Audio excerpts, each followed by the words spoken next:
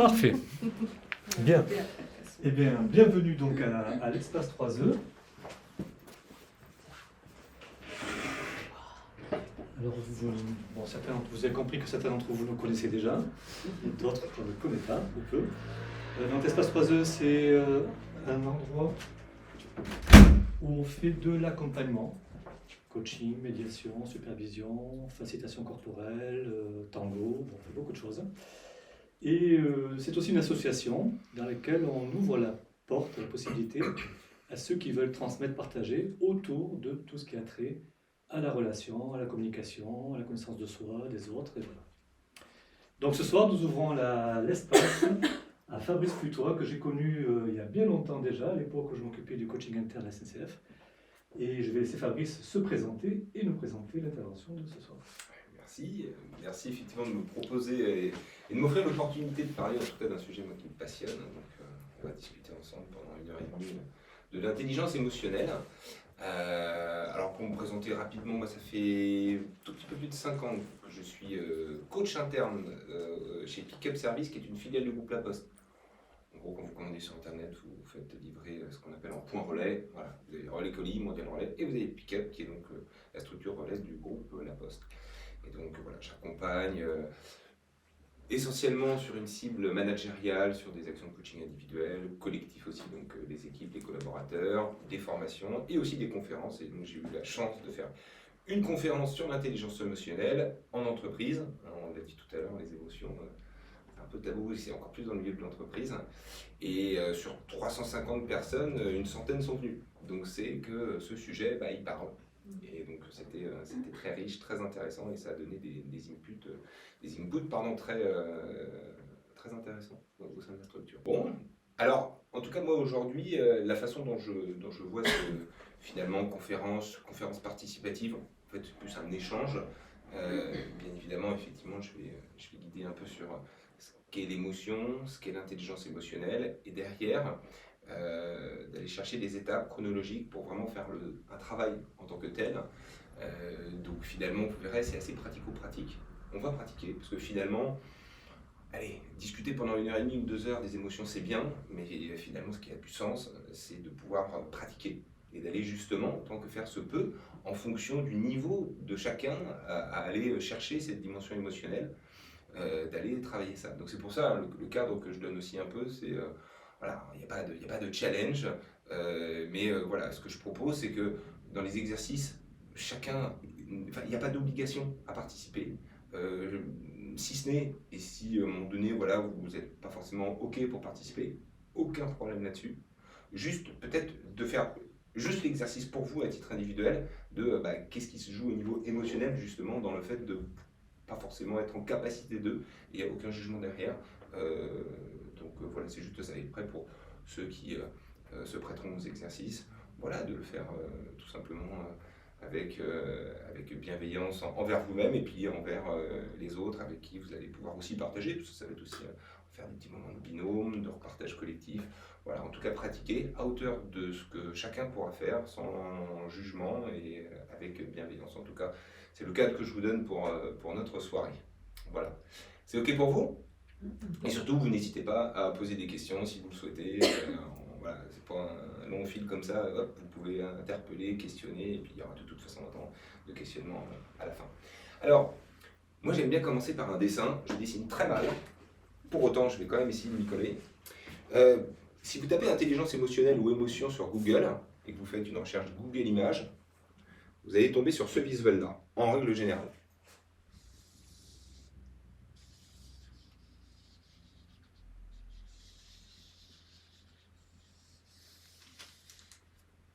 C'est pas une glace. Un iceberg. Ok. C'est un iceberg. Alors à votre avis, pourquoi je dessine un iceberg et pourquoi l'iceberg souvent représente cette dimension émotionnelle? À votre avis? Parce qu'il y a beaucoup d'émotions cachées et on trouve très peu, non? Ouais. Donc ça veut dire que la partie émotionnelle serait plutôt ici, sur la partie immergée de l'iceberg? Voilà, c'est ça, c'est ce qui est masqué. Ouais. Alors du coup, ce serait quoi la partie émergée de l'iceberg? Ça représenterait quoi? Ce qu'on veut montrer aux autres. Voilà, l'expression de nos émotions. Enfin, ce qu'on montre. Ouais. Notre corps. Ça peut se voir comme ça. J'aime forcément ce temps, mais ça peut tout à fait se voir comme ça. Ça reste un dessin, ça reste une appréciation, une vision qu'on a, donc ça s'entend tout à fait. Ouais. Je dirais une apparence physique, L'apparence physique, du coup, extérieurement. d'accord, Ouais. liée à l'émotion. Pas forcément. Pas forcément. Les émotions, elles sont en dessous et l'apparence Ok. physique, elle est là-haut. Ça marche. Ok, C'est détaché. ok. Autre chose, on est bon. Alors, d'une certaine manière, en tout cas, moi, là, le regard que je porte sur ce dessin, c'est le suivant. En fait, ici, on est sur la partie émergée de l'iceberg. Et donc, vous avez raison, c'est quelque chose que l'on voit. Et en fait, souvent ici, c'est ce qui plutôt, en fait, va incarner la notion de quotient intellectuel, ce qu'on appelle le QI, qu'on connaît tous. Des tests, enfin il y a un test pour le QI, mais après on pourrait en imaginer plein d'autres. Donc c'est quelque chose qui se mesure, qui est rationnel, qui est pragmatique, qu'on peut aller quantifier. Et quand on parle de quotient intellectuel, tout le monde globalement connaît ça, enfin ça parle globalement à tout le monde. Ça parle globalement à nettement moins de monde. Et d'une certaine manière, c'est vos émotions, mais pour affiner un tout petit peu plus, on parlerait plus que de quotient émotionnel. Alors une fois qu'on s'est dit ça, on est tout à fait en phase sur le fait que on voit bien qu'il y a une partie qui est émergée, donc on voit, qui est visible, et une partie qui est un peu immergée, un peu tabou, on n'ose pas trop, on y va pas, c'est un peu en nous, on ne sait pas trop, qui serait le quotient émotionnel. Donc ça, c'est effectivement une première vision qu'on peut avoir. Qu'est-ce qu'on peut se dire aussi, si on fait le distinguo entre les deux, aussi simple que visuellement. Il y a une partie qui est un peu plus grande, sans faire de prosélytisme, sans vouloir dire qu'il y en a un qui est meilleur que l'autre, parce que ce n'est pas du tout l'objectif, évidemment.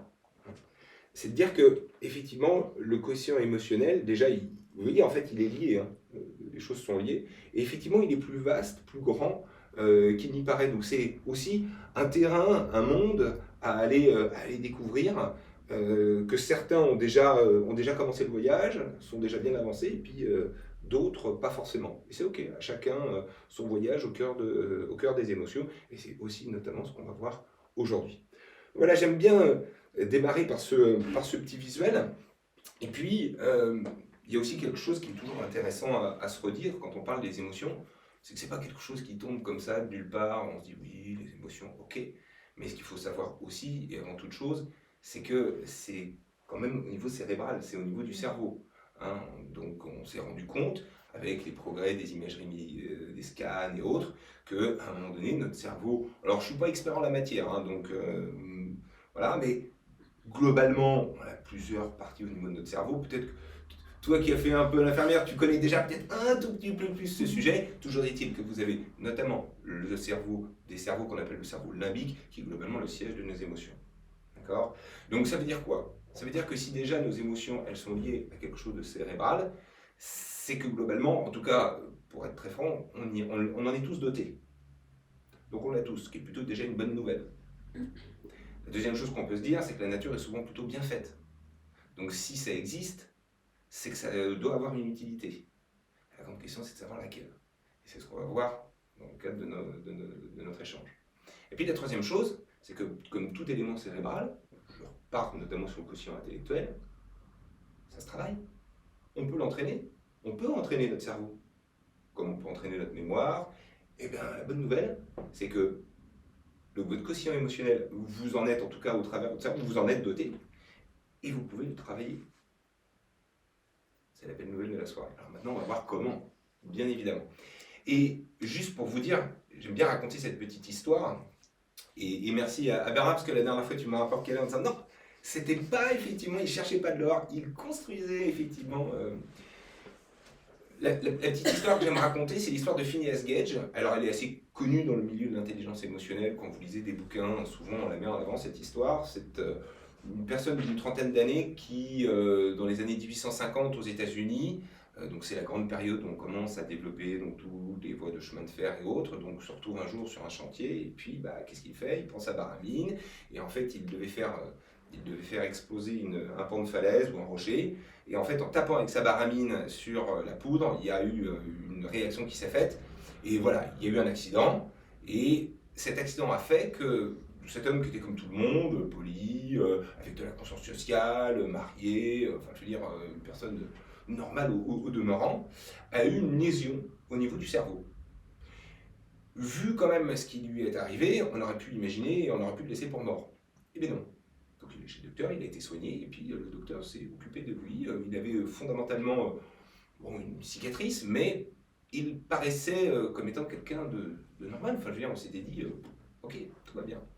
Et en fait, l'histoire a prouvé, un siècle après, des études ont été faites sur notamment son cerveau, grâce, je vous l'expliquais, aux imageries et à tous les progrès en termes de neurosciences, qu'effectivement ce fameux cerveau limbique, siège de nos émotions, avait été altéré. Et donc ça a permis de comprendre la suite de la vie de cette personne-là, qui n'a pas vécu finalement très longtemps, non pas des séquelles en tant que telles de ses blessures, mais parce que cet homme-là, du fait qu'il avait perdu effectivement ce cerveau limbique d'une certaine manière, il a été coupé de ses émotions. Et d'une certaine manière, ça l'a tué. Parce que qu'est-ce qui s'est passé? En fait, il a perdu toute conscience sociale, il devenait agressif, donc au final, c'est devenu invivable pour sa femme qui l'a quitté. Et puis en fait, c'était quelqu'un qui n'arrivait plus à être dans le monde, finalement. Et pour lui, la relation devenait quasiment impossible. Et donc, l'histoire de Phineas Gage, l'étude qu'on a pu faire de son cerveau, a permis effectivement de comprendre en quoi la notion le cerveau en tant que tel avait joué là-dessus. Et comme quoi, quand on est coupé de nos émotions, ça pose des vrais sujets impactants dans notre quotidien. Et à l'extrême, avec l'histoire qui lui est arrivée. Fin de la petite histoire. Maintenant, l'idée, c'est quand même de se dire, quand on parle d'émotion et quand on parle d'intelligence émotionnelle, on parle de quoi? Est-ce que vous la connaissez, la définition d'une émotion?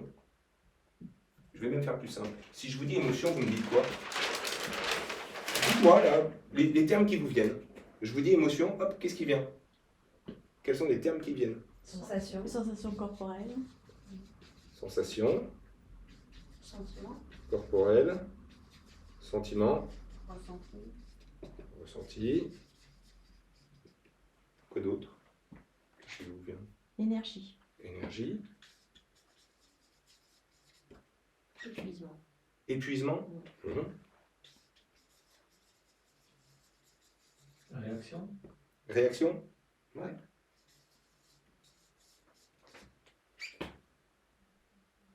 Ok.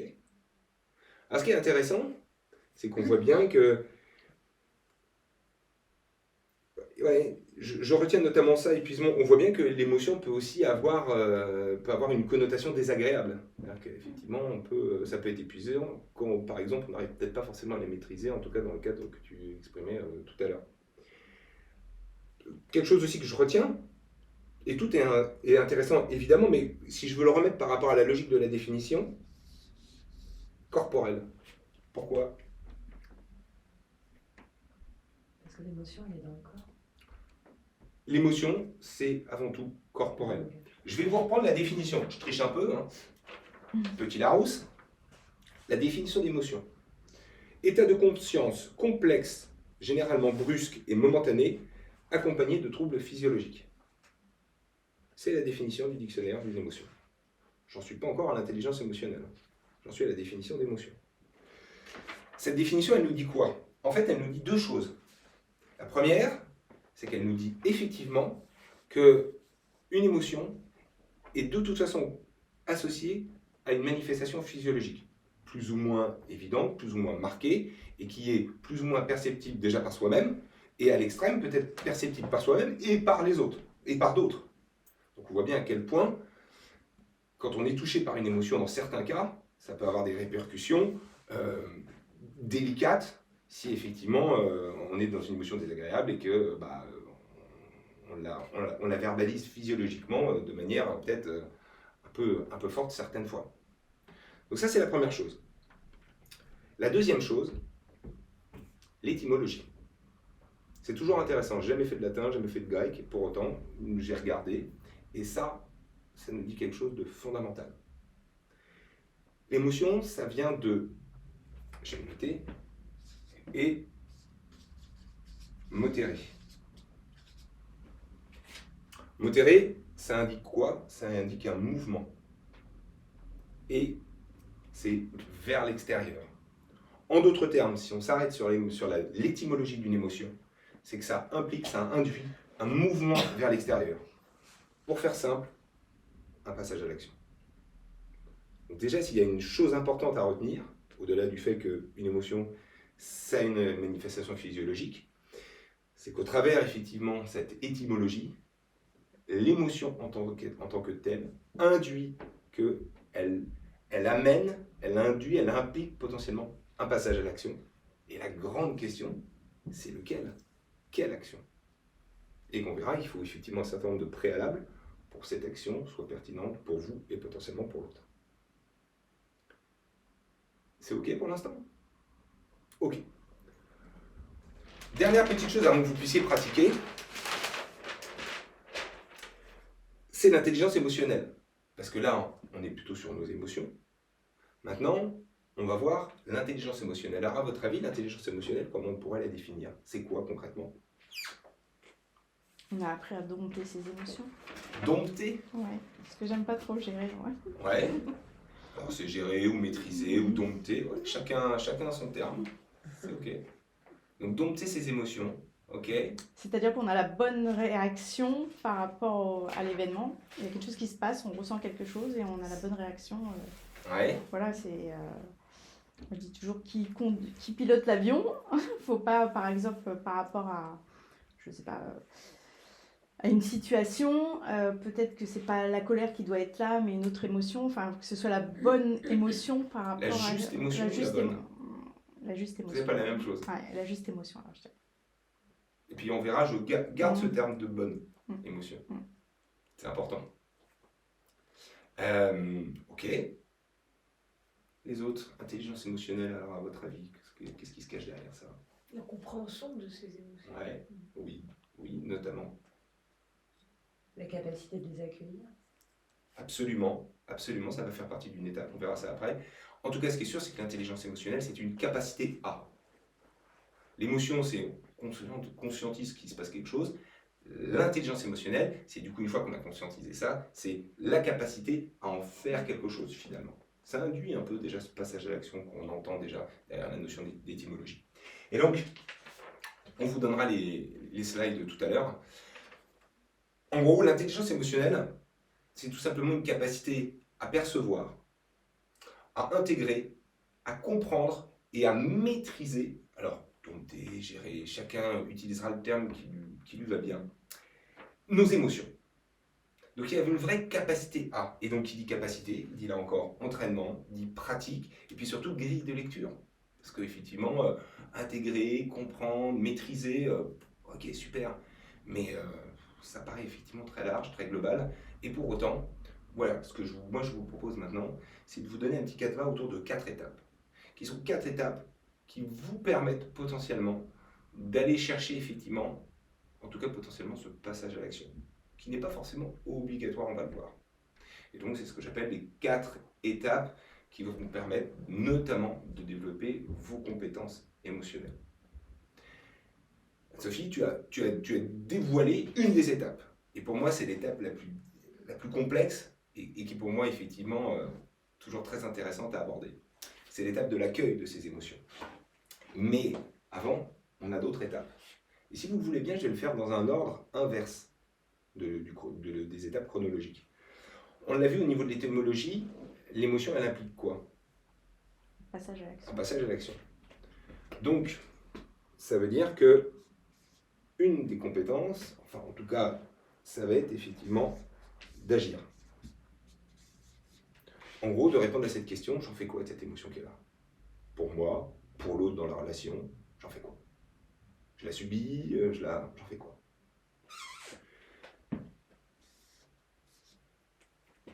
C'est quoi l'étape préalable, à votre avis? Analyser. Analyser. Là, on est dans le cognitif. Mais on peut l'associer. C'est pas forcément l'analyser. Ou en tout cas, le terme n'est pas forcément juste. Ce qui serait intéressant, c'est de creuser ce que tu entends derrière la notion d'analyser. D'ailleurs, qu'est-ce que tu entends derrière la notion d'analyser pour approfondir un peu? Bah, observer sa propre réaction et... Ah, ok. Très bien. On va le faire comme ça, du coup. Ça, c'est la première étape. Alors, Ça, c'est la première étape. Et donc, on revient à notre définition. Globalement, une émotion, avant tout, c'est des manifestations physiologiques. J'observe. Ok. Ça, c'est la première étape. Il y en a une deuxième, et puis il y en a ici une troisième. C'est laquelle, celle-là, à votre avis? Ou on peut tricher, on peut passer à la deuxième. Accueillir. La deuxième, c'est accueillir. C'est la deuxième? Bon, la Moi, je troisième. dirais la deuxième. Ok, la deuxième, ce serait quoi, du coup, la troisième, Sophie? Penser. Penser? Penser avant d'agir. Penser avant d'agir. Observer. Ouais.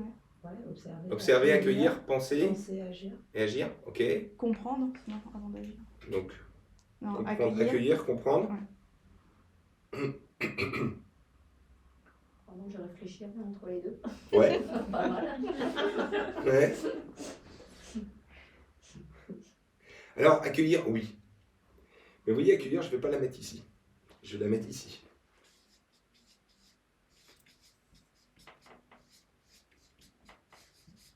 Et pourquoi je vais la mettre là?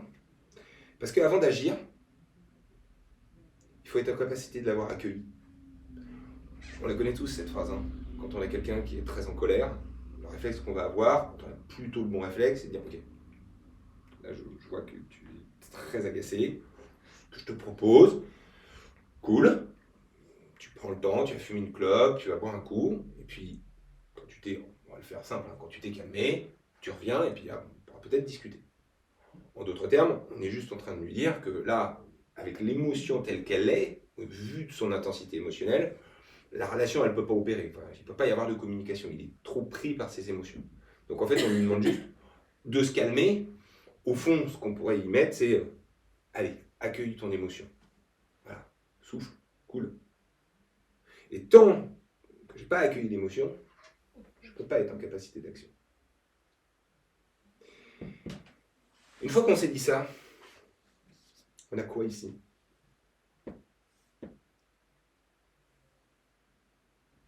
Vous accueillez n'importe qui chez vous? Donc ça passe par la pensée en étape 2. Non, pas la pensée. Reconnaître, Reconnaître? au sens Ah. d'identifier. Absolument. Identifier.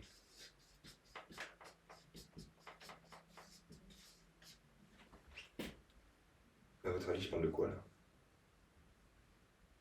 L'émotion, le type d'émotion. On parle de quelle émotion en fait? Moi je veux bien accueillir quelque chose, hein. Je n'ai pas de problème à accueillir du monde chez moi, mais un minimum je veux savoir qui. On ne peut accueillir que si on sait ce qu'on accueille. Donc si effectivement on observe juste les manifestations physiques et qu'on accueille ça, très bien. Sauf que là on est sur le physiologique. On n'est pas descendu au niveau émotionnel. Donc je ne peux pas accueillir mon émotion et derrière agir si je ne sais pas de quelle émotion on parle. Et vous le verrez quand on va s'arrêter sur cette étape-là. Le vocabulaire émotionnel est bien plus large qu'il n'y paraît. Donc voilà, à partir de maintenant, comment on va pratiquer. Et ça, vous pouvez le garder avec vous, et dès demain, vous pouvez l'avoir en tête, en disant voilà, j'observe physiologiquement ce qui se passe, dans l'instant, moi là, tout de suite, tel que je suis, en forêt en me baladant, en relation avec mon patient, avec mon mari, avec mon enfant. Ok, qu'est-ce qui se passe? Qu'est-ce qui joue là, moi ou moi avec l'autre dans la relation au niveau physiologique? Tiens, il se passe quelque chose. Je sens un tiraillement. Et on va voir ce qu'on peut observer. Je sens plein de choses au niveau physiologique. Ça me dit de quelque chose. Quelle est l'émotion? Je l'accueille. Et potentiellement, le simple fait d'accueillir, on le verra, peut se suffire à soi-même. Peut se suffire. Et certaines fois, voilà. Mais je veux en faire quelque chose. Et là, on passe à l'action. Et on rejoint l'étymologie. Émotionnel implique un mouvement vers l'extérieur, un passage à l'action. Est-ce que vous avez des questions? Pour l'instant. Ok. Donc on va pratiquer. Sur cette étape d'observation, ce qu'on va faire là, alors je rappelle le cadre, vous n'êtes pas obligé de faire l'exercice. Je vais vous donner la consigne et puis après, libre à chacun de pouvoir se prêter au jeu. On va faire un peu un scan corporel. Donc je vous invite à vous positionner à l'aise, dans l'idéal, les 2 pieds bien ancrés au sol.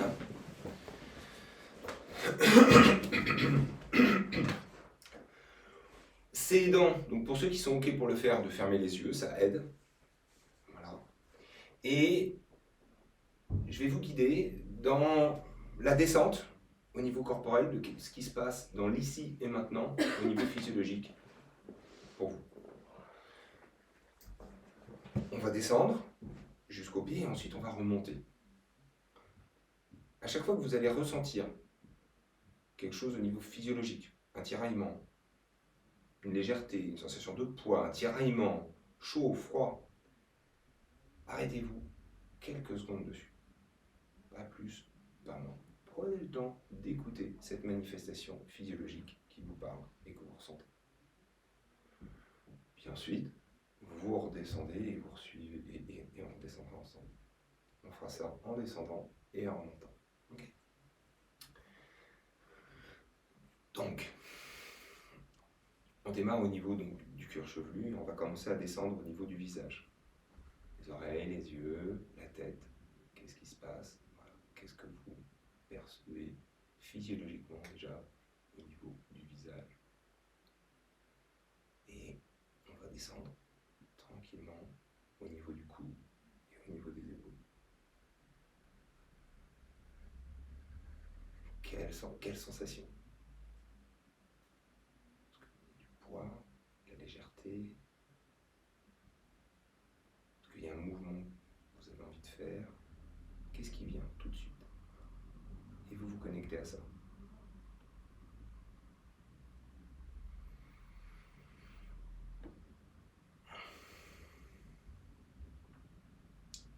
Et on va descendre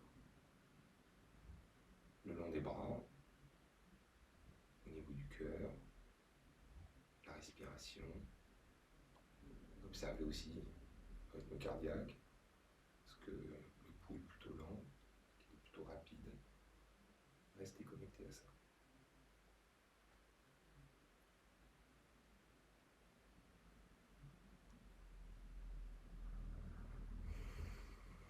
Et on redescend au niveau de l'estomac.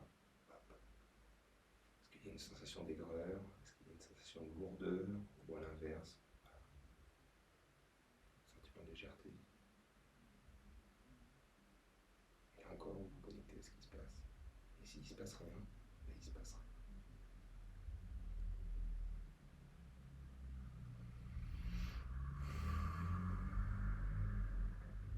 Et on va descendre au niveau des hanches.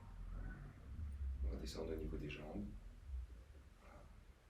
On continue d'être en écoute de ce qui se passe. Est-ce que les jambes ont envie de bouger? Est-ce qu'elles sont lourdes? Est-ce qu'il y a une sensation de chaleur ou autre? Et on écoute ce qui se passe.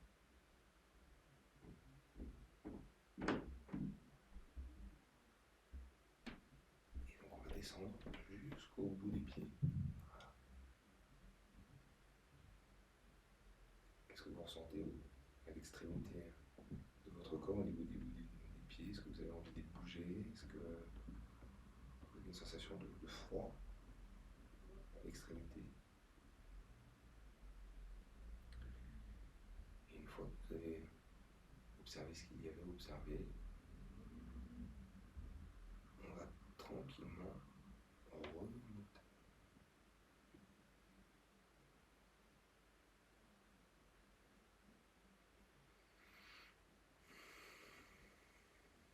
Donc on remonte au niveau des jambes, des mollets, des cuisses. On peut regarder aussi si on s'était arrêté à un moment donné dans la descente, s'il y a quelque chose qui se repasse ou autre. On monte au niveau des hanches, puis on va arriver à l'estomac. Qu'est-ce qui se passe? Qu'est-ce qui a changé ou pas en termes de ressenti physiologique? Légèreté, tiraillement ou autre.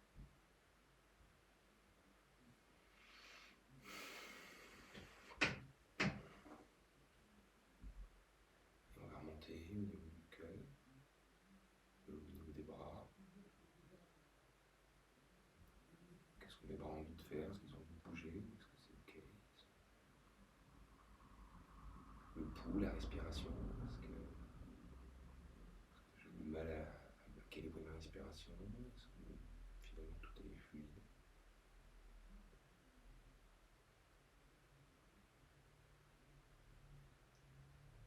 On va remonter voilà, jusqu'aux épaules. Encore, est-ce que j'ai envie de bouger? Qu'est-ce qu'elles me disent? Qu'est-ce que je ressens? Est-ce qu'il y a du poids?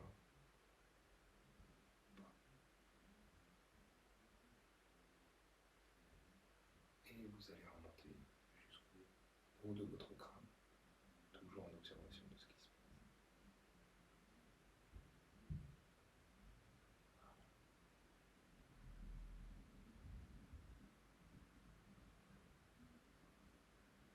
Et commencez, ok, tranquillement, vous pouvez rouvrir les yeux.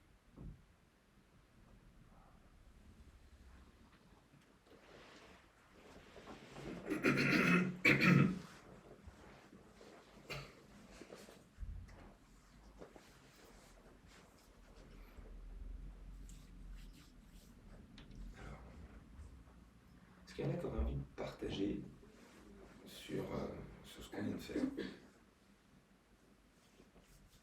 Est-ce que déjà l'exercice était facile pour vous?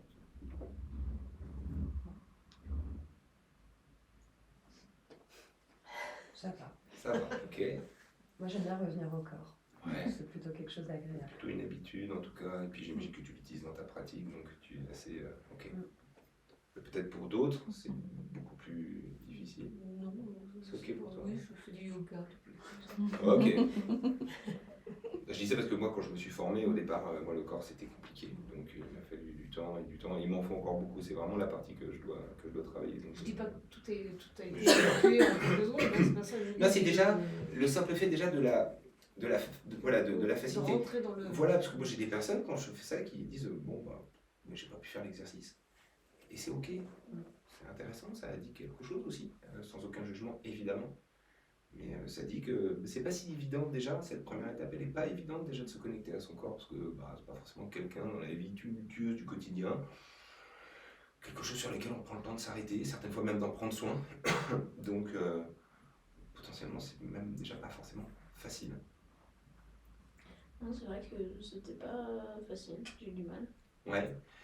Du mal à te concentrer, à rester à l'écoute de ce qui se passait, ton esprit allait chercher d'autres choses, c'est ça? Je sais pas, au début je sentais rien, bon, j'en sais rien. Et après, au retour, j'ai trouvé que j'avais la tête lourde, mais non, je sais pas, c'était compliqué de dire qu'est-ce qui se passe. Ouais, je sais pas.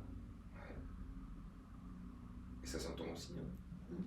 Là encore, c'est des exercices qu'on peut faire, on peut les faire sur un timing plutôt long, sur un timing plutôt très court finalement. Et on peut effectivement s'entraîner à ça et justement aller chercher ces ressentis physiologiques. Donc voilà, il y en a c'était plus à l'aise, d'autres plus difficiles, ou en tout cas peut-être pas forcément évident d'aller voir les perceptions physiologiques. Est-ce qu'il y en a éventuellement qui ont ressenti et qui seraient ok pour partager peut-être un ressenti physiologique sur lequel ils ont pu s'arrêter, et du coup de quel ressenti physiologique on parle? Oui, moi j'ai ressenti plutôt une sensation de lourdeur, parce que Ok. j'ai réussi à rentrer directement, donc d'habitude c'est plutôt moi qui fais les guidances, Ouais. donc là j'ai dit je vais profiter. Donc plutôt une sensation de lourdeur, douce chaleur, vraiment de Où c'est la l'énergie. lourdeur? Tu pourrais arriver à la localiser dans le Alors corps, au ou début, pas? quand on a commencé la tête, même déjà dans la tête, la lourdeur, et D'accord. après plutôt dans le bassin jusqu'au bout des pieds, en fait, d'être D'accord. vraiment ancré, enfin une fois que j'étais dans la posture, Ouais, le truc, ok. on me pose. Froid un peu au niveau des Pas des du pieds, tout. non? Plutôt Au contraire. douce chaleur Plutôt corporelle, ok. et puis au niveau de l'abdomen, une respiration plutôt basse et abdominale en fait. Et puis je chantais les battements de mon cœur réguliers. Ok. D'accord. La lourdeur au niveau de la tête, donc, Oui, au début. au début, quand tu as remonté, que tu t'es reconnecté à la fin, donc à la tête, est-ce que la sensation avait évolué ou pas? Non, c'était pareil. C'était pareil. Ouais. Ok. Les autres, est-ce que vous auriez envie de partager un ressenti physiologique, peut-être. Non, enfin, cet exercice, moi je trouve que c'est toujours de l'apaisement. Ouais. C'est prendre le temps pour soi, de se recentrer sur soi. Je trouve toujours l'apaisement, la décontraction. Et si tu dis apaisement, c'est est-ce que potentiellement, justement, il y avait peut-être Décontracter. une décontraction? Est-ce que ça veut dire qu'il y avait peut-être quelque chose au niveau physiologique au démarrage qui était un peu contracté? Oui, sûrement, oui. Ok. Bien sûr.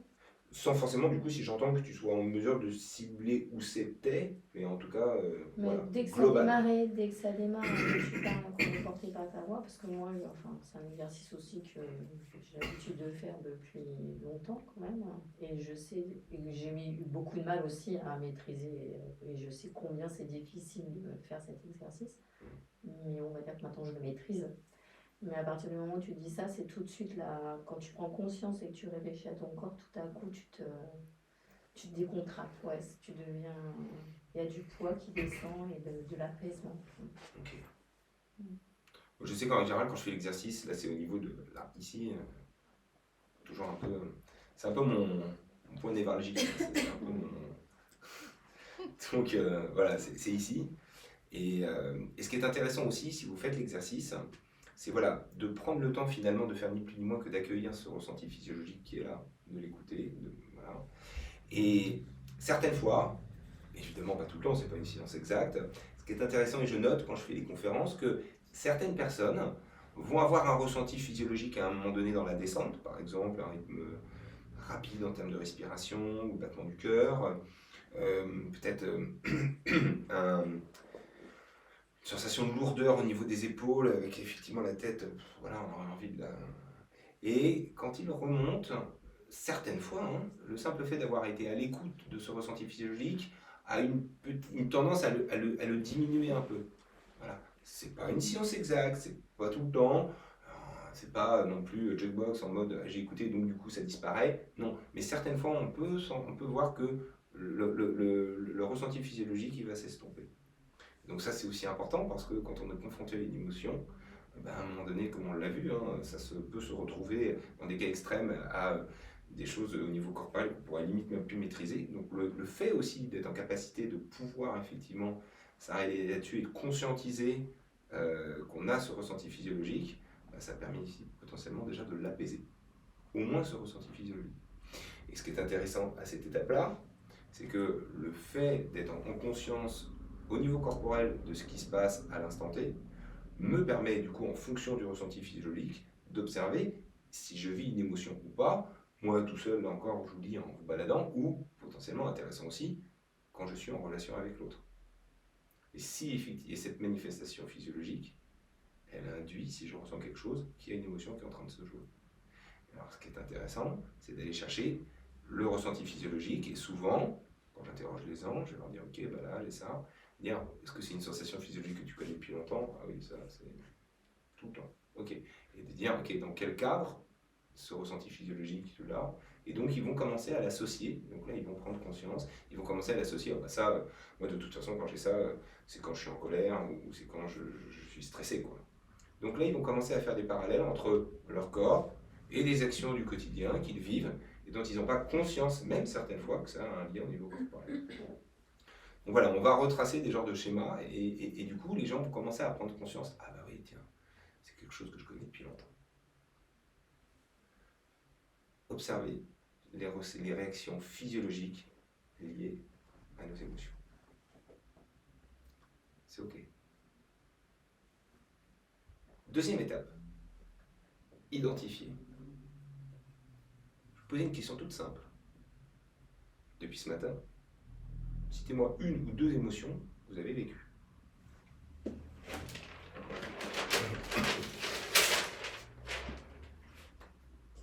De la peur. Peur. La Ok. joie. La joie. Ok, la joie. Déception. Déception. De l'agacement. De la satisfaction.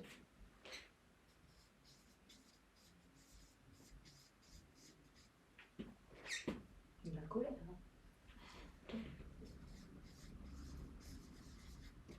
Du bien-être. Bien-être.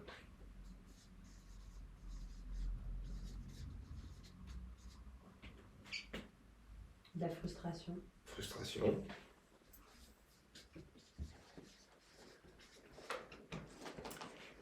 Alors, je suis désolé, j'ai oublié vos prénoms.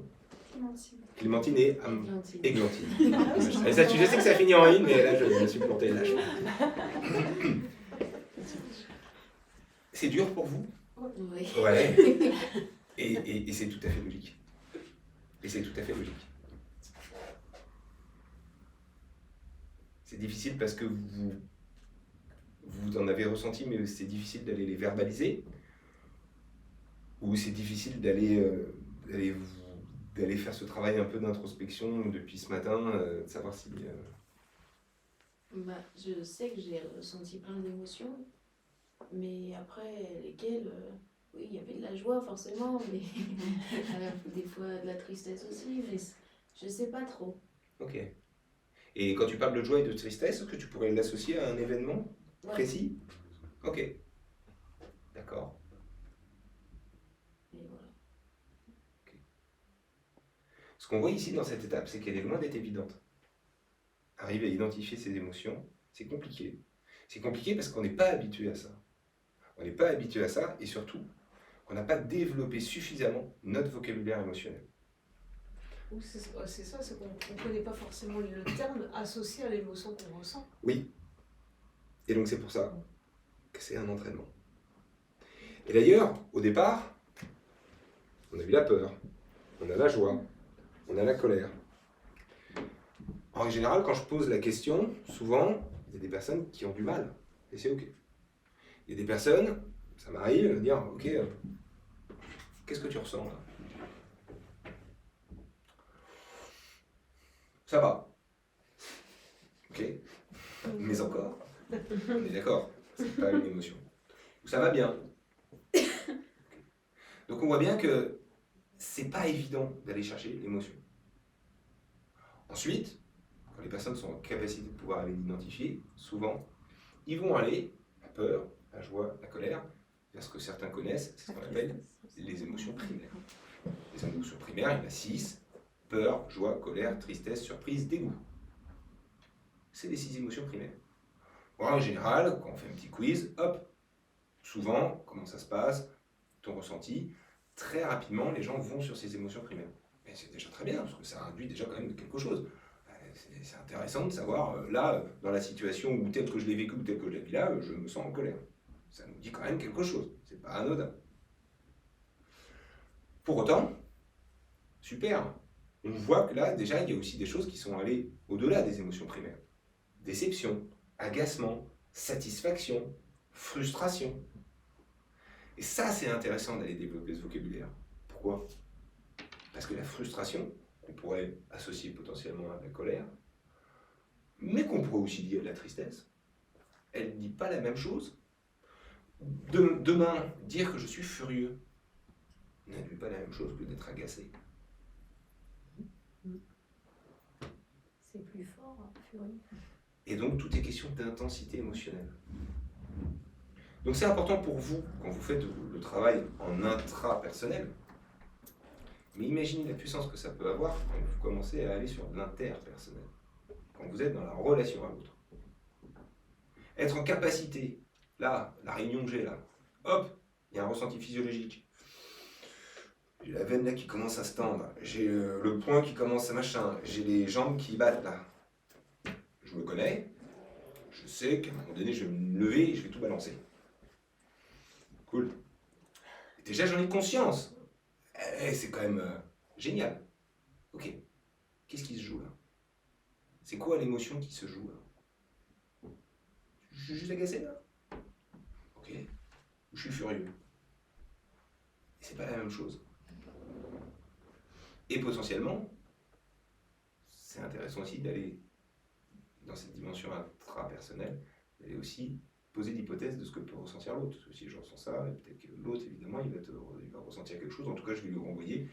Puis voilà, ça va boucler. Donc, c'est très important. Et donc, pour ça, on le fera passer tout à l'heure, finalement. On le fera passer tout à l'heure. Voilà. Vous avez peut-être vu ce film, ou en tout cas, je vous conseille d'aller le voir. Vice versa, c'est le petit personnage. Excellent film.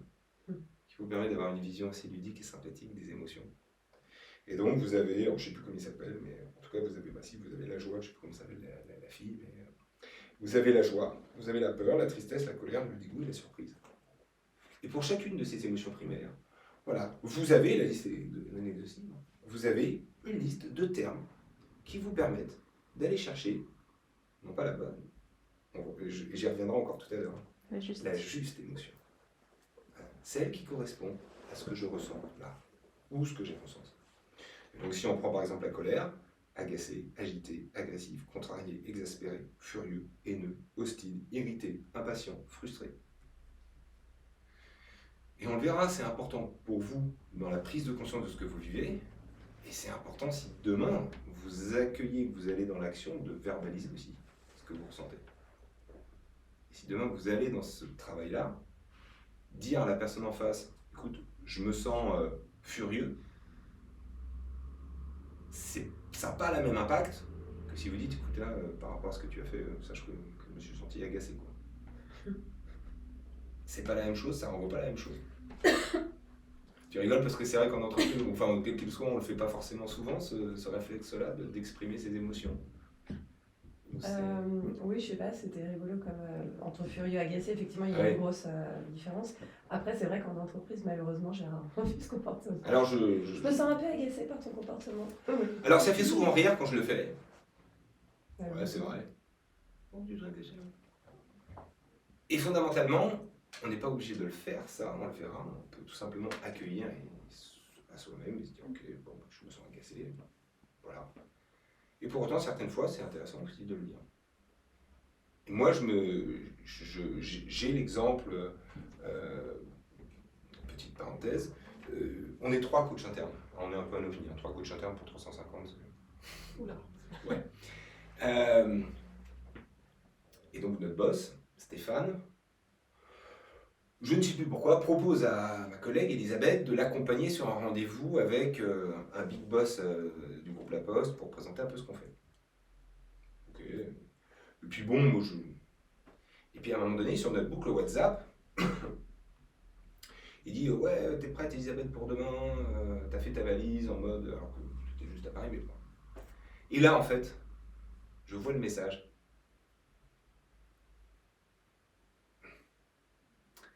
Et je me sentais à la fois en colère et à la fois triste.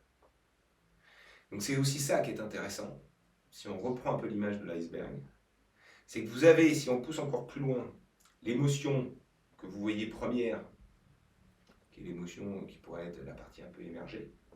Alors, ouais, je suis en colère. Mais en fait, si vous creusez bien, vous allez voir que potentiellement, il y a d'autres parts émotionnelles en vous qui jouent.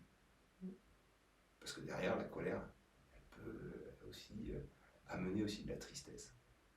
Et donc il y avait un peu de ça, moi, qui se mélangeait. Et je me dis, j'en fais quoi? Et juste, on va refermer la parenthèse, parce qu'on y viendra un peu quand on arrivera sur l'accueil et l'action. Je vais voir Stéphane, et je lui dis, tu sais Stéphane, je voulais te dire, alors je n'osais pas trop le faire, hein. En fait, quand tu as envoyé le WhatsApp hier, je me sens un peu triste en fait, j'avais l'impression que j'étais un peu délaissé, et ça m'a mis en colère. Juste ça. On est en relation de confiance, donc bon. Sa réaction. Merci Fabrice. Bah, merci parce qu'en fait, quand j'ai vu mon message, je me doutais bien que j'étais un peu border. Et je me suis dit, bon, peut-être que demain matin, j'irai voir Fabrice et que je lui dirai, bon, j'ai peut-être pas été très finot dans ma communication. Donc merci d'avoir eu le courage de le faire à ma place. Et voilà, je prends note de ça et j'avais pas besoin de plus. J'avais pas besoin d'aller avec lui. Mais j'étais reconnu dans ce qui s'était passé, dans l'émotion que j'ai vécue. Il a reconnu, c'est de l'empathie, mais il a reconnu l'émotion que j'avais. Et c'est tout. C'est une forme de reconnaissance. Donc voilà comme quoi certaines fois, effectivement, avoir l'humilité, alors pas faire tout le temps, il y a des cadres aussi qui sont plus propices à le faire, surtout quand on connaît la personne, qu'on sait qu'elle sera plutôt bienveillante là-dessus. Et faire l'expérience d'exprimer son émotion dans une situation spécifique, que ce soit en live ou, comme je l'ai fait le lendemain, potentiellement potentiellement, c'est plus de bonnes surprises que de mauvaises. Ça transforme l'émotion, pour le coup.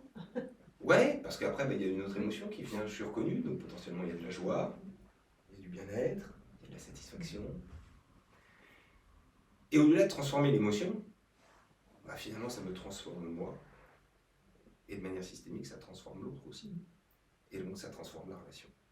Et la relation, un peu comme l'émotion serait une graine qu'on plante, et elle va grandir de ce qui s'est passé là.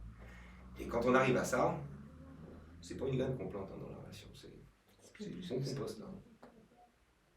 Donc ça c'est chouette. Mais là encore, voilà, on n'est pas à challenger en disant ouais je vais le faire tout le temps. Non, parce qu'on le verra. Il y a des situations qui peuvent le permettre, d'autres situations qui sont plus. Ok pour la notion d'identifier. Accueillir. Ah. Ça veut dire quoi pour vous, accueillir? Je vais faire tout ton paper, Bernard. Je suis désolé. Hein. J'ai punaise. J'avais notre en stock. Ouais. Si je vous dis accueillir, qu'est-ce que vous me dites? Il y a l'acceptation de l'émotion ressentie. Acceptation. Quoi d'autre? Faire de la place.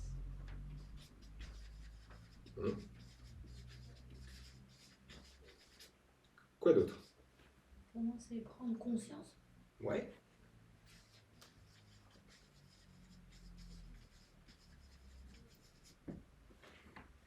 Laisser glisser. Mhm. Je sais pas comment on va exprimer. Laissez passer, ouais. Ouais, c'est ça. Est-ce que vous voyez d'autres choses? Quelque chose qui vous vient? Écouter.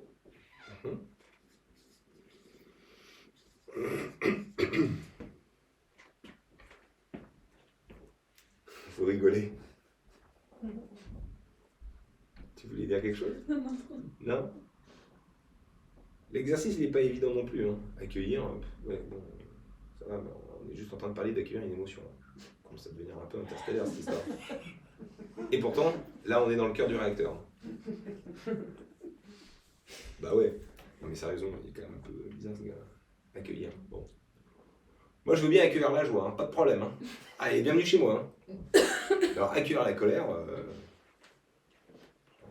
je suis pas fou quand je passe à deux maisons. Et pourtant.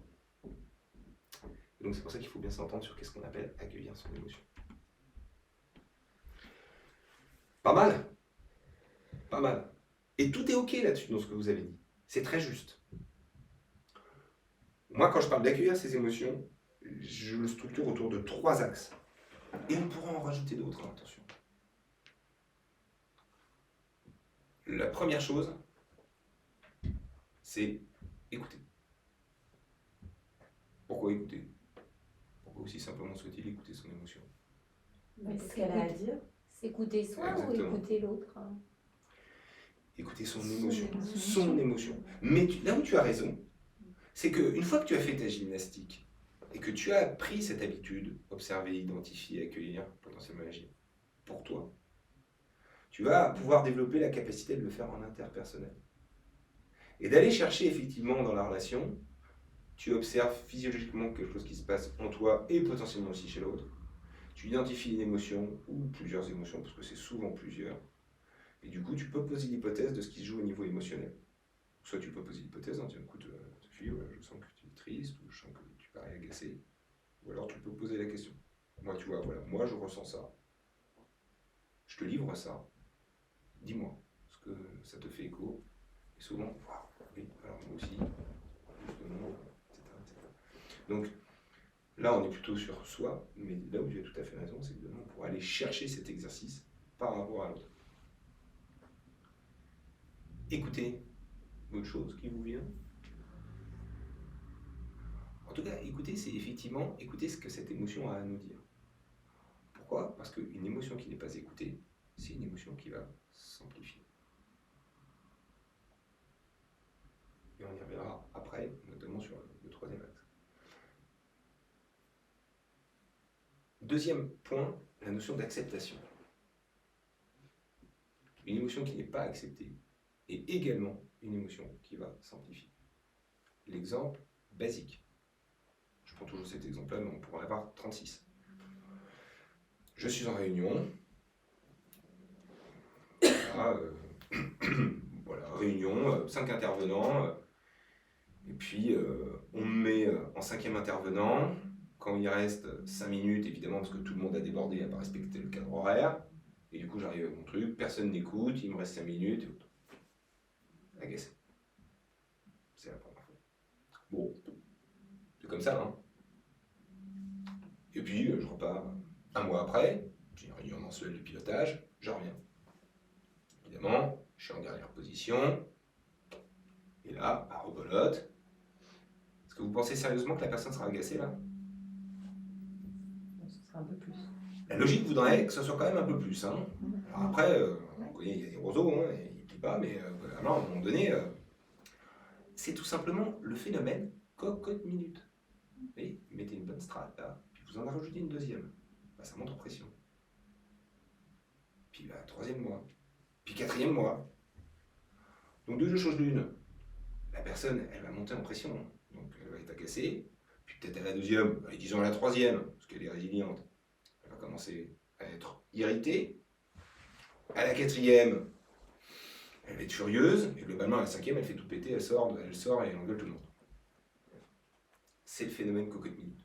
Donc une émotion qui n'est pas acceptée, de manière globale qui n'est pas accueillie, voilà ce que ça provoque. Ça provoque ça. C'est ce phénomène de cocotte-minute. Mais dont on parle aussi souvent quand on parle des RPS et autres, c'est qu'on emmagasine, on encaisse, et à un moment donné, boum, ça explose. Alors certaines fois, il y en a, ça explose tout de suite, hein, et puis certaines fois, il y a des personnes, ça met du temps. Je vous renvoie au basique de nos réactions. Vous connaissez, il y a 3 typologies de réactions quand on est dans une situation un peu comme ça. C'est lesquelles? Vous vous souvenez de ça? L'attaque, la fuite et puis fichier. Et ça, on va la nommer, ça, justement. Effectivement, confronté à une situation qui peut être désagréable, soit je vais aller vers l'agression, l'agressivité. Et tout ça, c'est lié à quelque chose que je ressens, c'est une émotion. Donc soit je vais aller dans l'agression. Bon. Ok, ça me fait peut-être du bien sur l'instant, mais fondamentalement, on peut se poser la question du côté productif de la chose. Puis à l'inverse, effectivement, il peut y avoir la fuite. La fuite n'est pas à juger, hein, parce que certaines fois, mieux vaut fuir que de se retrouver dans une situation qui pourrait nous mettre en danger. La question, si on est plutôt... Et ça, c'est intéressant de regarder. Et moi, je suis plutôt comment dans ces situations-là? Est-ce que je suis plutôt dans l'agression ou je suis plutôt dans la fuite? Voilà. Et là encore, il n'y a pas de jugement derrière. La question, c'est qu'est-ce qui est productif? Si ça vous fait du bien, que ça vous permet de faire avancer les choses, que d'être un peu dans l'agression, attention, l'agression, on n'est pas forcément à dire je lui mets le coup de poing dans la gueule et je le traite de connard, hein, qu'on soit clair. Bon, pourquoi pas? Mais attention, la fuite, c'est pareil. Encore, je l'ai dit, la fuite, certaines fois, ça peut avoir un intérêt, ça peut vous mettre en protection. La vraie question, si on est plutôt sur la fuite, c'est de dire qu'est-ce qu'on en fait. Parce que si c'est pour garder pour soi et ruminer, on est clairement dans le phénomène de la cocotte-minute. Pas forcément un peu productif. Donc à un moment donné, ça nécessitera peut-être à un moment donné d'aller dire les choses. Ou en tout cas de verbaliser quelque chose. Et puis après, il y a la voie royale. Alors, qu'est-ce que tu fais? Tu sais Figé, enfin... Figé ou autre. Alors, moi, ce que j'appelle cette voie royale un peu entre les deux, c'est ce qu'on appelle l'assertivité. Alors l'assertivité, souvent, quand je pose la question, la définition, elle n'est pas évidente. Assertivité. Assertivité. C'est un terme que certains ont peut-être déjà entendu, peut-être pas tout le monde. L'assertivité, c'est... Allez, je vais le faire très simple.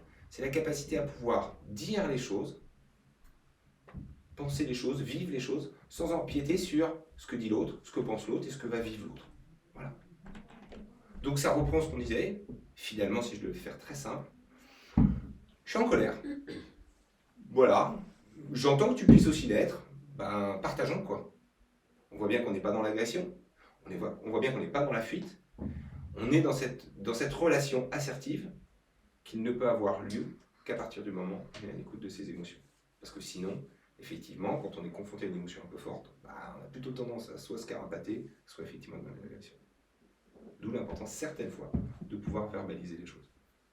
Agression, fuite, assertivité. Voilà. Dans l'ici maintenant, dans la relation, je vais dire les choses, peut-être que j'ai envie de les partager, sans empiéter sur ce que pense l'autre, ce que dit l'autre, et voilà, dans un respect mutuel. Donc, tout ça est rendu possible, effectivement, si je suis dans cet accueil de l'émotion qui vient, des émotions qui viennent, au travers de la capacité à l'écouter, la capacité à l'accepter. Et il y en a une troisième. Et vous ne l'avez pas mentionné. Lâcher prise. Lâcher prise. Alors, le lâcher-prise, il vient avec l'accueil. Et celle que vous avez oubliée, je ne peux pas dire que c'est la plus importante, mais s'il y avait une chose à retenir ce soir, ce serait ça. Quelque chose comme relâcher, lâcher. Non. C'est... Alors, je vais le faire différemment. La colère. Positif ou négatif? Ça dépend. Ça dépend, ça dépasse. On va dire que c'est plutôt négatif. Alors souvent quand je pose la question, on commence à dire voilà, il est en train de nous embrouiller là. Bon, alors évidemment c'est négatif, mais enfin s'il pose des questions, c'est que ça veut dire que c'est positif. Puis certaines fois, c'est bien aussi un peu de se mettre en colère. Donc en fait souvent, ouais c'est un piège. Ou les deux quoi. On est à peu près d'accord. C'est ça. Et là en fait je suis un peu confrontant. Parce que on est qui pour juger nos émotions? Ah ben oui, tu parlais d'ailleurs de bonnes émotions. C'est quoi une bonne émotion? C'est quoi une émotion positive ou négative? À partir du moment où on va mettre cet élément rationnel, négatif, positif, bonne, pas bonne, on juge notre émotion. Donc si on juge notre émotion, bah évidemment on a un regard envers elle qui est différent. Une émotion agréable ou désagréable. Exactement. Absolument.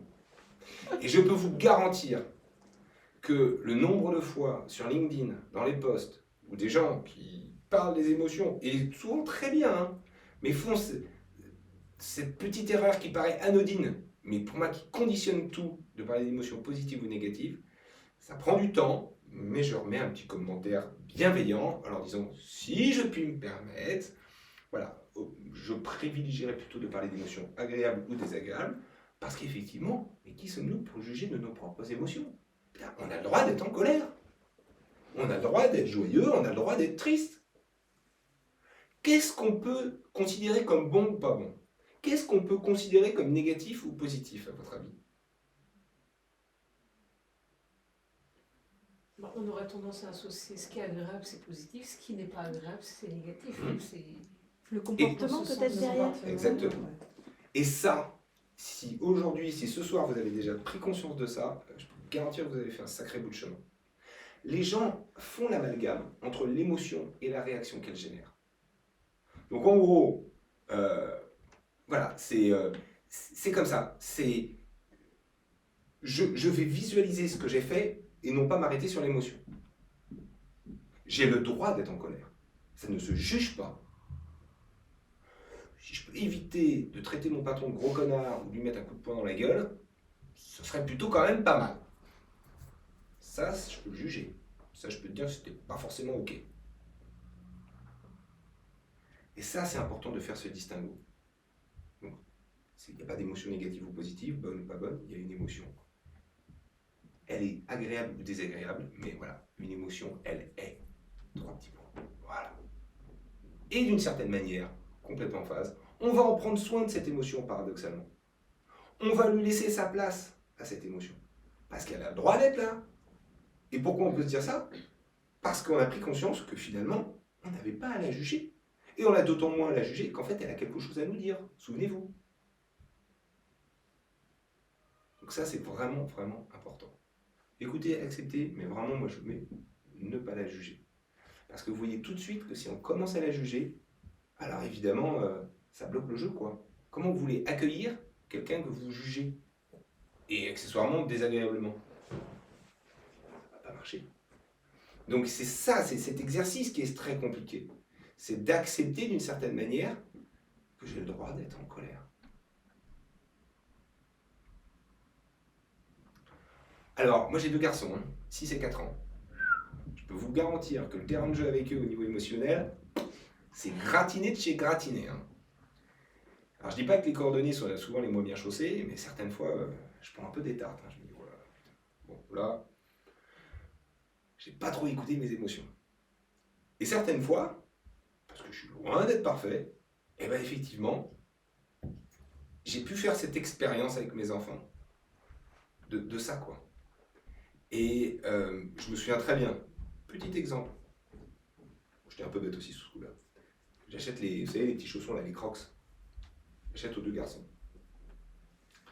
Sauf qu'il y en a une que je reçois le mardi, et puis l'autre, je ne l'avais pas reçue. Et je fais la connerie de donner la Crocs au Augustin qui venait de les recevoir. Alors vous imaginez bien, le deuxième, Louis, il voit son frère avec les chaussons, et lui, il ne les a pas. Émotionnellement, vous imaginez le tintouin. Colère, pleurs, tutti quanti. 2 réactions. Il y a la réaction très pragmatique, très cognitive, en disant à l'extrême. Hein. Oui, bon, ça va, tu vas les avoir demain, elles sont commandées, je te montre, très rationnel. Hein. Regarde, Amazon, livraison, machin, tu les auras demain. Tu peux attendre, tu peux faire preuve de patience quand même. Hein. Oui, mais non, mais là, le truc. Ok. Deuxième réaction. Et je ne l'ai pas fait tout de suite, hein, parce qu'il était vraiment. Très en colère, quoi. Très en colère. Et moi, vraiment binaire. Et à un moment donné, qu'est-ce que j'ai fait? Il était par terre, hein. Il pleurait et machin. Je me suis assis à côté de lui. Je l'ai pris avec moi dans les bras. Alors il se trouve qu'en plus, Augustin est venu et il a caressé aussi le visage. Et je lui ai dit, écoute, en fait, je comprends complètement que tu sois en colère. T'as raison. En fait, t'as raison d'être en colère. Bah ouais. Lui, il a les chaussons, tu les as pas. Bah ouais, je comprends complètement. Pour autant, ça fait 20 minutes que tu hurles à tout va. Est-ce que, à un moment donné, tu penses que c'est en cohérence avec ce qui se passe? Voilà, juste ça. Il a 4 ans, hein, mais je me pose pas la question. Tant pis, c'est aussi comme ça qu'à un moment donné, on peut élever nos gosses, quoi, d'une certaine manière. Et je suis pas parfait, loin de là. Mais et là, c'est pas un miracle, hein. Et il s'est calmé. Il a été reconnu dans l'émotion qu'il vivait. Il avait le droit d'être en colère. Par contre, là où souvent je suis clair, c'est la réaction, le fait d'avoir ceci, d'avoir voulu taper ton frère parce que tu étais jaloux ou autre, ça c'est non. Le cadre, il est là. Mais il est sur la réaction, il n'est pas sur l'émotion. Et en plus, en faisant ça, je verbalise l'émotion. Donc je l'accompagne à identifier l'émotion. À 4 ans, ils ne sont pas capables de ça globalement, d'aller identifier. Ou alors, si ce n'est qu'on ait travaillé ça avec eux. J'essaye certaines fois. Bon, que d'émotions primaires en général. Alors aujourd'hui, qu'est-ce que tu as ressenti? Joyeux. Bon, bah, c'est déjà bien. Le vocabulaire émotionnel, il viendra après. D'ailleurs, le petit exercice pour le vocabulaire émotionnel, prenez un post-it et tous les soirs, quand vous rentrez ou avant de vous coucher, vous listez 1, 2, 3 émotions comme ça qui sont venues dans la journée. Au départ, vous allez galérer, et vous allez avoir un post-it blanc. Puis vous allez le faire, refaire. Puis après, vous allez commencer à avoir les émotions qui vont venir. Primaires, au démarrage. Puis après, vous allez vous aider, vous allez prendre ça. C'était de la colère. Okay. Non, j'étais plutôt contrarié. Ok. Ah, puis, tristesse. Et puis vous allez, et au fur et à mesure que vous allez faire ça, vous allez pouvoir effectivement développer et trouver cette juste émotion, l'émotion juste qui est là. Voilà. Je referme la parenthèse pour le petit exercice à faire sur l'identification des émotions. Donc voilà pour l'accueil. J'écoute, j'accepte et je ne juge pas. Et dernier exemple que je donne, parce que ça on l'a plus ou moins tous connu, le gamin qui est sur la route, qui est sur son vélo, et qui, on le voit avancer comme une balle, et qui va traverser la rue sans regarder. Le réflexe de tout parent, c'est de le choper, et de lui faire une grosse réprimande. Et qu'est-ce qui se passe? Votre enfant, il pleure. Bah oui, c'est normal, vous avez eu hyper peur. Or, ce qui pourrait être intéressant d'essayer de faire, et c'est compliqué, c'est de le récupérer, mais plutôt que d'aller dans cette relation un peu délicate où finalement votre peur vous dépasse, et finalement, qu'est-ce que vous faites? Est-ce que l'enfant a bien compris? Il a compris que vous avez eu peur, mais il pleure. De dire, écoute, voilà, tu sais que tu as fait peur à maman, quoi. Et juste de le verbaliser. L'enfant, il va comprendre. Puis il va le voir. Plutôt que tout de suite, ouais, mais qu'est-ce que t'as fait? T'écoutes jamais rien, de toute façon. Bon, la prochaine fois, t'es puni de vélo. Pendant un mois, tu l'auras pas. pas la même chose, maman, tu sais qu'elle a eu peur. Là. Est-ce que tu as conscience que tu as fait vraiment très peur à maman, que tu aurais pu te faire très mal? Ah, on n'est pas sur la même communication. Et c'est loin d'être évident, hein, parce que quand vous avez vraiment peur, en général... Mais voilà, c'est une mécanique. Okay.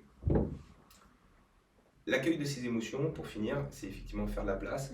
En gros, on a des parts émotionnelles qui se jouent dans des situations. Ces parts émotionnelles, souvent, c'est des schémas qu'on a depuis longtemps. Quand on interroge les gens, ils disent ah, je ressens ça, ok. Mais depuis quand? Ça, c'est des émotions que je ressens depuis très longtemps. Ah, d'accord, ok. Et c'est marrant parce que ces émotions, elles se redéclenchent à chaque fois dans les mêmes situations. Donc, c'est des schémas émotionnels qui se jouent.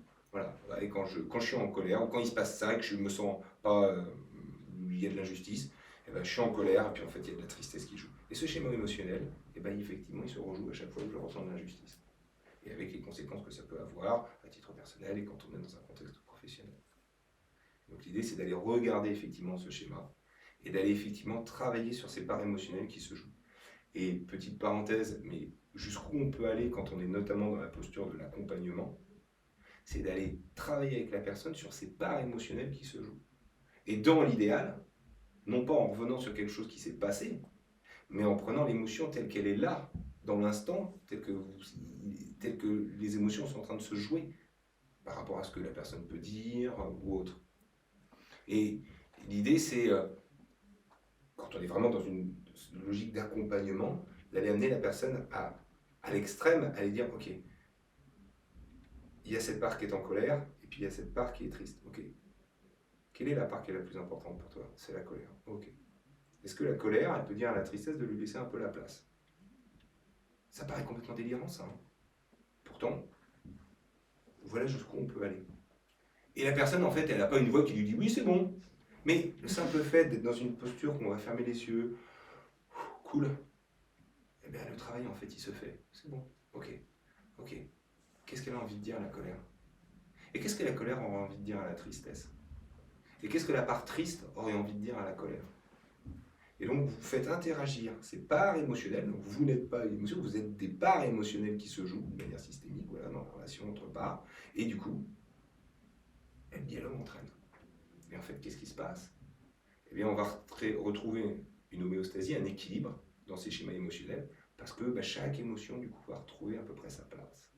Il n'y en a pas une qui va être évincée plus que l'autre. Voilà, chaque émotion va se retrouver à sa place. Comme une équipe où à un moment donné, il y a 2-3 personnes, il y a une personne qui arrive, et on retrouve un équilibre, on va essayer de retrouver une certaine homéostasie pour que le système se rééquilibre. Ah, c'est toujours un peu bancal, c'est pas forcément parfait, mais au moins voilà, chaque émotion trouve sa place telle qu'elle peut, et le fait de pouvoir accompagner au travers ce dialogue des parts émotionnelles de ce qui est en train de se jouer maintenant, ou potentiellement de ce qui a pu se jouer avant, est intéressant. Fin de la parenthèse sur cette partie accompagnement. Dernière étape. Est-ce qu'il y a des questions sur la partie accueil? Okay. La dernière étape, c'est l'action. Et potentiellement, le simple fait d'accueillir son émotion peut se suffire à lui-même. Vous l'avez accueilli. Voilà, vous avez écouté ce qui se passait, vous l'avez accepté, vous ne l'avez pas jugé. Voilà, vous lui avez laissé sa place, vous en avez pris soin, et c'est ok. Et comme par hasard, elle passe. En fait, c'est ça. Elle vient, hop, elle part. Bon, vous n'avez pas forcément besoin de faire une action derrière. Mais certaines fois, ça peut être intéressant. N'oubliez pas, l'étymologie, l'émotion potentiellement implique un passage à l'action. Lequel? Eh bien, j'en reviens à un point essentiel, c'est que c'est une émotion, j'aime bien aussi le matérialiser comme étant un phare. Ça nous éclaire sur quoi une émotion, en fait, tout simplement? Un besoin. Un besoin. Voilà. Une émotion nous éclaire sur la satisfaction de nos besoins. À émotion agréable, besoin satisfait. À émotion désagréable, besoin insatisfait. Ni plus, ni moins. Quand vous êtes en colère, émotion plutôt désagréable, posez-vous la question, d'où l'importance de prendre conscience. Quel est le besoin qui est insatisfait? Et là, vous voyez qu'on est sur un mindset complètement différent. On ne boucle pas sur l'émotion, on ne boucle pas parce que potentiellement on l'a accueilli. Et du coup, le fait de l'accueillir nous permet d'aller chercher ce next step. Okay. Qu'est-ce qui se cache derrière cette émotion? c'est quoi? Qu'est-ce qu'elle est en train de me dire? Bah, tout simplement qu'il y a un besoin qui n'est pas satisfait. Et donc la question, c'est qu'est-ce que je vais faire pour satisfaire ce besoin? Qu'est-ce que j'ai envie de faire pour satisfaire ce besoin? Sachant, petite nuance, la différence entre le besoin et l'envie, c'est le besoin vient de l'intérieur et l'envie vient de l'extérieur. J'ai besoin de prendre des vacances, j'ai envie de poser des congés. Je vais poser, j'ai besoin de me reposer, pardon, je vais poser des vacances. Oui. Donc maintenant, ce que je vais vous proposer, c'est de vous mettre en binôme et vous allez réfléchir juste avant à une émotion. On peut faire l'exercice avec une émotion agréable. Il n'y a pas de raison potentiellement qu'on stigmatise que sur des émotions désagréables. Puis bon, après, vous ne connaissez pas tous, donc peut-être que ce n'est pas forcément évident pour vous de jouer le jeu sur une émotion désagréable. Donc soyez-vous complètement libre d'aller sur le typologie d'émotion que vous voulez. Ça peut être une émotion agréable, on va la conforter, c'est bien. Ou une émotion désagréable. Et une fois que vous l'avez, voilà, de partager à l'autre quel était le besoin qui était insatisfait. Et réciproquement. Ok? Ouais? Ok. Alors les binômes, on peut faire comme vous voulez qu'on fonctionne. On se met là, les filles, vous vous mettez ensemble. Moi je joue parce que sur Cosette, je joue aussi. Super. Et puis moi, je vais jouer aussi. Ah bah je joue pas alors. Ok, nous on joue entre nous alors. Eh ben, on se met ensemble? Très bien. Vous vous mettez ensemble? Super, parfait. On se donne 5 petites minutes. On est comment au niveau du timing? J'ai bientôt fini. C'était en théorie 1h30 pour On a commencé la à conférence. On a commencé à moins 25, moins 20. Donc il te restait en théorie 10 minutes. 10 minutes. Ouais. Très bien. Et ceux qui veulent rester peuvent changer pour rester si c'est ok pour toi. Bon, voilà. Mais le temps, Si on déborde de 5 minutes, c'est ok ou globalement, sachant qu'une fois qu'on a fait cet exercice-là et qu'on a partagé en collectif, globalement, on a fini. Et si quelqu'un veut partir parce qu'il y a une contrainte, il Bien peut sûr. partir à tout moment. On se donne 5 minutes, il est 56. Allez, Tu peux répéter le jeu là? voilà. L'idée, c'est juste de se dire, ok, remémorez-vous une émotion désagréable que vous avez, ou agréable. Ouvrons nos chakras. Et voilà, une fois que vous l'avez partagé là, simplement, sans rentrer dans les détails, à l'autre. Et voilà, essayez de poser quel était le besoin qui était caché derrière cette émotion. Et potentiellement l'autre peut se mettre dans une posture un peu aidante. S'il a besoin, on peut essayer de poser une ou deux questions pour essayer d'accompagner si le besoin n'émerge pas immédiatement. Et c'est pas forcément évident, on est d'accord. Ok? Mais c'est pour ça, c'est intéressant de faire l'exercice. On va... Alors, effectivement, pour finir, échangeons un peu sur cette notion, voilà, quelle est cette émotion, agréable ou désagréable? Quel est le besoin satisfait ou insatisfait? Et qu'est-ce que ce besoin potentiellement satisfait? Moi, c'est important aussi de se dire, bah, je suis joyeux, bah, chouette, émotion agréable. Ah oui, mais c'est quoi mon besoin satisfait du coup? Oh, bah, j'ai des besoins satisfaits, c'est, voilà, j'avais besoin d'être reconnu, et puis bah, là, je suis joyeux parce que bah, il m'a reconnu à la hauteur de ce que j'avais fait, et je suis ravi parce que ça fait longtemps que ça ne s'était pas arrivé. Bah, super. Et qu'est-ce que j'ai envie de faire de ça? Bah, peut-être aussi simple soit-il, j'ai envie de le remercier, ou j'ai envie d'en profiter, et puis je garde cette émotion qui est là, parce que, waouh, chouette. À l'inverse, émotion désagréable, ok, colère, ou autre, ou tristesse, ou peur. Quel était le besoin insatisfait? Et une fois que je l'ai identifié, potentiellement, bah, du coup, ça me donne envie de faire quoi? Alors, dans vos partages, et pour ceux qui le souhaitent, évidemment, quels sont les besoins qui ont émergé et au vu de quelles émotions? Est-ce que l'exercice a été facile aussi d'aller détecter le besoin? Okay. Je trouve ça difficile de trouver le besoin. Ouais. Sachant qu'il y a la distinguo entre le besoin qui vient de l'intérieur et l'envie qui vient de l'extérieur. Oui, c'était difficile d'analyser le besoin, en effet. Ouais. Ok, Anne-Sophie, du coup, tu... Moi, j'allais dire que j'avais parlé de la colère et que derrière la colère, ce qui me venait là dans des situations récentes, c'était un manque, ne pas être assez écouté. Donc tu aurais Besoin d'être plus écouté. donc tu auras besoin d'être plus écouté. Ok. Ouais. Ou besoin d'être plus respecté. Ok. Ok. Merci. Les filles, est-ce que vous avez réussi à faire émerger peut-être... Alors vas-y, moi je veux dire partage-nous c'est ça. la tristesse et Ouais. c'était un sentiment d'impuissance face à la situation. Ok, donc tu te sentais impuissante, d'accord. Quel était le besoin qui se cachait derrière cette impuissance? T'avais besoin de quoi en fait à ce moment-là, quand tu étais confrontée à cette tristesse? Je pense que c'était un besoin de pouvoir aider la personne qui était en face. Ok. Donc ça c'est plutôt ce que tu avais envie de faire. Oui, je sais pas. Enfin, j'avais Parce que tu vois que c'est l'action, ça c'est ce que tu fais de l'extérieur. C'est ça qui est difficile, hein. C'est quoi le besoin hein. Ah ouais, bien sûr. Ah non, mais c'est clair. Donc c'est intéressant, voilà. Tu sais, il y a ce lien-là. C'est quoi le besoin lié à cette tristesse? J'avais besoin de quoi? Et du coup, qu'est-ce qui va faire que ce besoin, je vais pouvoir le satisfaire? Pas parce que je vais faire ci, parce que je vais faire ça. C'est quoi mon besoin par rapport à cette tristesse? En tout cas, ce que je sais, c'est qu'elle me donne envie d'aider la personne, c'est ça. Okay. Et c'est ok.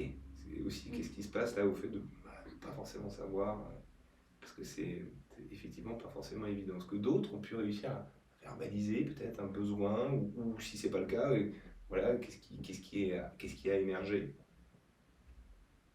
Qu'est-ce qui a émergé du coup? Parce que tu n'as pas forcément réussi à détecter un besoin en tant que tel, mais pour autant il y a des choses qui ont sûrement été partagées. Enfin, dans nos échanges, c'était Ouais. par exemple la colère liée au fait qu'on n'est pas, enfin qu'il n'y a pas de place dans le train, quand voilà, les retards, le train bondé, Oui, etc. on a le droit. Ça génère de la colère et on ne trouvait pas le besoin lié à cette colère-là. Ok. Et donc Bernard est venu nous aider et donc à la suite de son intervention, parce qu'on ne trouvait pas, en fait c'est le besoin d'être respecté, le besoin de... Ça fait écho avec ce que Oui, disait voilà. Anne-Sophie, Oui, on hein, trouvait pas. effectivement. On trouvait Et voilà, et c'est aussi un peu ce qu'on a partagé nous ensemble sur une émotion un peu semblable, où effectivement revenait cette notion d'être respecté. Vous voulez partager ou pas? Oui, moi j'étais sur une émotion dans une séquence où ça marchait pas comme je voulais, ça n'avançait pas. Donc il y a la confrontation, il y a eu un peu de colère, mais en fait je me suis rendu compte que derrière cette colère c'était la peur qu'il y avait. Ouais. La peur de ne pas y arriver, la peur de... Souvent il y a une émotion sous-jacente là, qui est là, donc on voit bien que c'est rarement une émotion, c'est là encore on est sur ces schémas émotionnels avec des parts émotionnelles qui se confrontent. Et donc ça doit être rassuré en fait qui était là. Ouais, rassuré besoin sur d'être la rassuré. compétence, l'efficacité, le travail, tout ça. Ouais, intéressant. Et donc en fait ce qu'on voit c'est que souvent les besoins sont souvent les mêmes par rapport aux émotions. C'est-à-dire que quand on va parler de colère, souvent le besoin, ça va être un besoin d'être écouté, ça va être un besoin d'être respecté, souvent c'est un besoin de justice, c'est un besoin de reconnaissance. Voilà. J'ai besoin d'être reconnu. Bah ouais, je paye mon putain de passe Navigo quoi, il n'est pas donné. Bah, à un moment donné on n'est pas du bétail quoi. J'ai quand même le droit d'au moins de faire un trajet un peu dignement, pas les uns sur les autres, ça sent pas bon, machin, de moins d'être assis. C'est une question de minimum de respect eu égard à ce que je paye, et voilà quoi. Ça s'entend. Et il se poserait la question, qu'est-ce que j'ai envie de faire pour... Et il y a des choses à faire. Et potentiellement, il y a aussi peut-être juste de dire, j'écoute cette colère-là. De toute façon... Je suis plutôt en bonne santé, donc je me vois pas trop, je suis pas enceinte, je me vois pas trop où ça va, de demander à cette personne-là de prendre sa place. Bon, allez, j'écoute cette colère-là, je l'accepte, je la juge pas, je l'écoute. Et puis, elle passe, ou pas. Et puis, du coup, je me dis, qu'est-ce que j'ai envie de faire? Allez, bon, que ça me tienne, je peux quand même regarder ma série, je peux quand même regarder mon truc. Mais voilà, je prends quand même ce temps d'accueil. Ah mais non, tu pouvais même pas regarder ta série. Peut-être pas, c'est clair. Ouais, parce qu'il n'y a pas le wifi, sérieusement. Donc souvent, ça c'est la colère. Ensuite, pour la tristesse, c'est un peu comme la peur, il y a souvent besoin d'être rassuré. La tristesse aussi, besoin d'être écouté. J'ai besoin d'être écouté. La peur, j'ai besoin d'être rassuré. J'ai peur. Voilà. J'ai peur de... J'ai une réunion demain, je vais devoir Ou tiens, j'anime, je vais faire une conférence, j'ai peur, j'ai de l'appréhension. Ok, j'ai le droit. Et je dirais que c'est même bien que je me le dise parce que ça me permet de me mettre des garde-fous, quoi. Si j'avais pas peur, j'arriverais sur tous les trucs, mais du coup, je perdrais peut-être un peu de distance. Peut-être que du coup, le fait de ne pas avoir peur ou de ne pas l'avoir, ferait que du coup, je ne préparerais pas, j'arriverais comme ça, les mains dans les poches, et du coup, ça pourrait me faire faire des bêtises ou ne pas être bien synchronisé dans mon animation. On peut tout imaginer. Donc, ok, j'ai peur, très bien. Bon. J'ai besoin de quoi? Bon, j'ai besoin d'être rassuré par rapport à cette conf de demain. Très bien, ok. Qu'est-ce que j'ai envie de faire? Bon.